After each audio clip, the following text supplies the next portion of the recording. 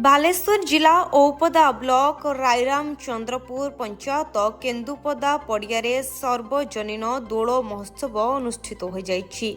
एथिरे प्रफुल्ल चंद्र पाणी सभापतित्व करिथिबा बेले अधिकारी परिडा विवरणी पाठ करिथिले। प्रतिष्ठाता चित्तरंजन पाणिग्राही, सुदर्शन पाणिग्राही, धनंजय पंडा, मनस्मिता पंडा, रवींद्र कुमार बेहेरा जोगदे वक्तव्य प्रतिपादन करथिले। शेषरे राजेंद्र प्रसाद दास धन्यवाद अर्पण करथिले। कुनी कुनी पिलांकु नै नृत्य परिवेषण करथिले।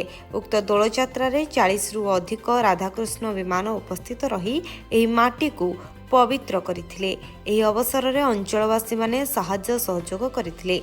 बालेश्वर खैरारू धनंजय पंडा रिपोर्ट। मुझे चित्तरंजन पाणिग्राही, मो घर ये बिणाड़िया शासन ये मईसाराई मोर बहुत परिचय अच्छी। जहाँ भी हो 2017 मसीह अनुष्ठान टी आरंभ करने माने डाकिली लोक मान 21 जन मेम्बर आमर जहाँ स्थायी मेम्बर रही 21 जन मेम्बर को लेकिन अनुष्ठान कलु। ये अनुष्ठान बहुत किसी अभाव अच्छी जहाँकि पानी सुविधा नहीं एवं ठाकुर आस्थान नहीं।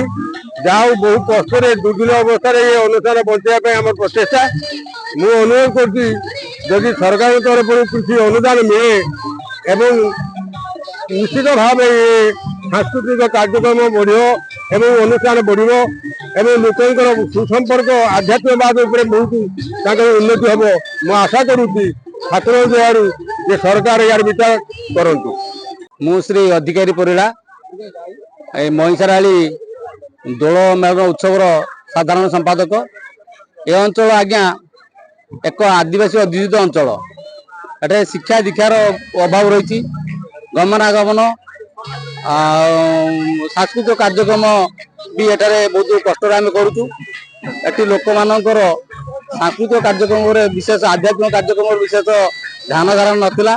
आम बहुत दुर्दिन बहुत कष्ट सही अनुष्ठान को चल रखीचु। जदि सरकार सुदृष्टि पड़ता कि आर्थिक साहाय्य ए अनुष्ठान प्रति मिलता तेल अनुष्ठान उत्तरोत्तर अग्रगति करता एवं लोक मान मंगल होता। जाओ आज्ञा दाबी रही एटारे पानीय जल भल सुविधा नहीं अभाव रही। लोक मैंने जो भक्त मैंने आसुँचे पानी पीवाई असुविधा भोगुंट। आर्थिक साहाय्य यदि मिलता अनुष्ठान आहरी खूब सुंदर होता एवं लोक मैंने अधिक अधिक उपकृत होते। हजार हजार लोक भी समागम होती।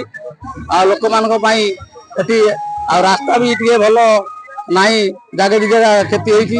पिचु रास्ता भल नहीं। ये सब असुविधा रोची। चकाखी।